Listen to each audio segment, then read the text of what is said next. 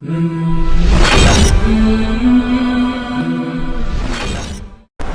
दोस्तों, इंसान को कुल अकल भी मिल जाए तो फिर भी अल्लाह की हिकमत का वो इहाता नहीं कर सकता।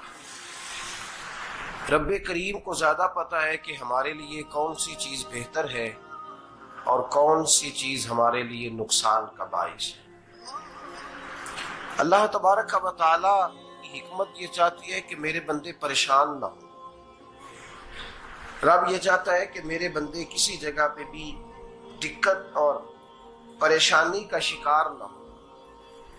तो अल्लाह तबारक व तआला ने राह एतदाल इख्तियार करने का हुक्म इरशाद फरमाया कि तुम एतदाल के रस्तों पे चलो, मोतदल जिंदगी गुजारो, अफरातो तफरीद से बचो। आज जिस माशरे में हम वक्त गुजार रहे हैं, इस माशरे में हम इस बात को समझने से कासिर हैं कि असल हमारा मसला क्या है। हमारा असल जो मसला है उसकी शनाख्त हमें कैसे होगी और हम फिर उस तक रसाई किस अंदाज में हासिल कर पाए। हम हमेशा अपनी आमदन बढ़ाने के चक्कर में रहते हैं। एक काम और शुरू कर लें, पार्ट टाइम जॉब शुरू कर लें, कोई साइड बिजनेस उसका आगाज कर लें। हमारी जो दौड़ लगी हुई है वो लगी है काम बढ़ाने में, आमदन बढ़ाने में। हालांकि इस्लाम हमें ये कहता है कि तू आमदन बढ़ाने के चक्कर में ना पड़। असल बात यह है कि तू अपने खर्चे कंट्रोल कर। तंग इंसान वो नहीं होता जिसकी आमदन थोड़ी होती है।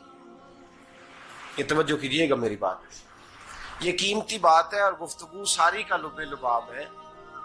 तंग बंदा वो नहीं होता जिसकी आमदन थोड़ी होती है। असल परेशान वो होता है जिसके खर्चे ज्यादा होते हैं। और हमारा जो रोजमर्रा का नुकसान हो रहा है ना, वो आमदन के मामलात में नहीं हो रहा। बुनियादी नक्श जो वाकया हो रहा है वो ये है कि हमारे अखराजात ज्यादा, और वो अखराजात किसी और ने नहीं बढ़ाए। वो खर्चे हमने खुद बढ़ा लिए हैं और अब हमें उसका नुकसान भुगतना पड़ रहा है। और अगर आप सही मानों में टटोलें तो जो बहुत अमीर लोग हैं वो तो उन खर्चों से बच गए। मैंने बहुत सारे ऐसे खत्मात में शिरकत की है।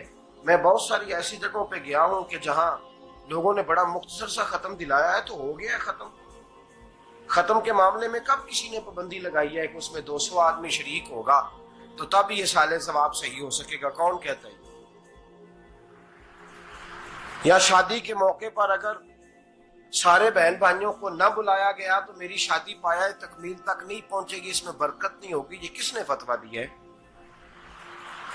मोतदल जिंदगी का इस्लाम हुक्म देता है। मैं पढ़ रहा था कि एक बहुत बड़ा सदर है, गालबन सूडान के सदर की बात हो रही थी, तो अपने बेटे की बारात लेके गया तो 4 लोग गए हैं बारात, और 15 लोगों का उसने एहतमाम किया अपने घर में खाना खाने का। तो क्या शादी हो गई कि रुक गई? तो भाई राग अलापना इस बात का कि बड़ी परेशानी है, कोई साइड बिजनेस शुरू किया जाए फलान जगह फलान जगह फलान जगह। तो असल मामला ये है कि पहले एक बंदा कमाता है तो फिर भी घर ही चलता है, फिर बड़ा बेटा साथ शामिल होता है तो फिर भी घर ही चलता है, फिर मंझला बेटा शामिल होता है तो फिर भी घर ही चलता है। जो रोना दादाजी रोया करते थे कि बड़ी मुसीबत है, बड़ी मुश्किल है, गांव में रह अकेले होते थे और वो 5 बच्चों को और 4 बच्चियों को वो पालते थे। तो जो वहां परेशानी थी वही आज परेशानी शहर में आकर पढ़ लिख कर मोटी तनख्वाह लेकर वही परेशानी हमें है।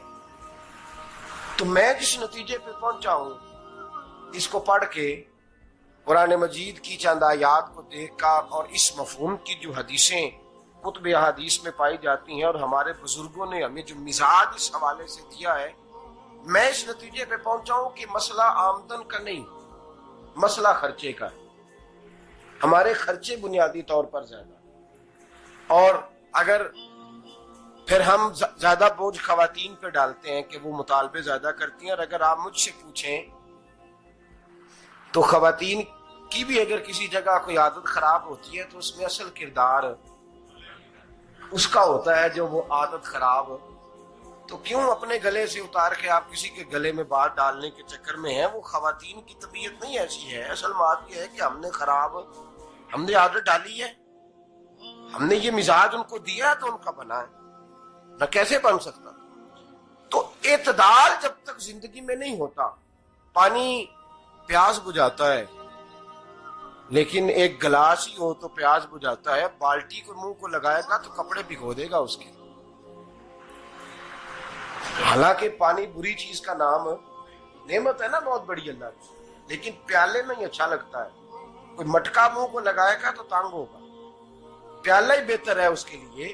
तो मेरे दोस्त, मटके से भी बाज़-औक़ात काम चल जाता है, लेकिन अगर कोई कहे नहीं मुझे दरिया ही चाहिए तो उसका तो घर बह जाएगा, सारा घर बह जाएगा उसका। हमें दरिया काबू करने का मूड बनाया हुआ है तो इससे घर बहा करते हैं, इससे घर बना नहीं करते। घर प्याले से पानी पीने से बनता है।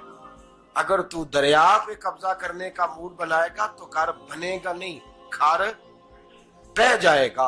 आग ना हो तो खाना पक नहीं सकता, लेकिन हल्की आंच से खाना पकता है। और अगर आंच तेज कर दी जाए तो जी, करीने क्यास बात कर रहा हूं मैं, अकल से मावरा नहीं कर रहा। करीने क्यास समझाने के लिए मिसालें दे रहा हूं।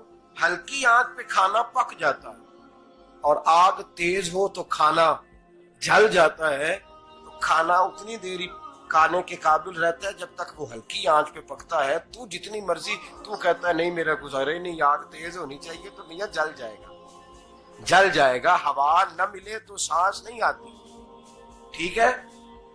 ऑक्सीजन ना हो तो सांस है, हवा ना चले तो गुजारा नहीं होता। लेकिन अगर तेज चले ना, अगर तेज चले तो आंधी और तूफान बन जाए तो छतें गिरा देती है, जाने ले लेती है।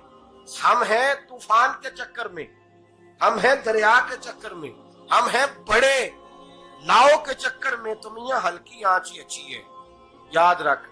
और एक गिलास पानी का एतदाल से मिलता रहे तो वही मिलता रहे, जरूरत के वक्त वही बेहतर है। तू पूरे दरिया पे कब्जा करने का प्रोग्राम ना बना, तंग हो जाएगा। और मेरे अजीज याद रख, हवा सांस लेने के मुताबिक मिले तो वो अच्छी है, जो सांस बंद करने पे आ जाए वो हवा अच्छी। हमने चक्कर चला लिया है कि ज्यादा पैसा, रातों रात पैसा, लंबा पैसा, ये प्लाट भी मेरा, वो प्लाट भी मेरा, गुजरावाला भी, गुजरात भी, लाला मूसा खारी और पिंडी तक जहां मैं जाऊं मेरे नाम की तख्तियां लगी हुई होनी चाहिए। इस्लाम मना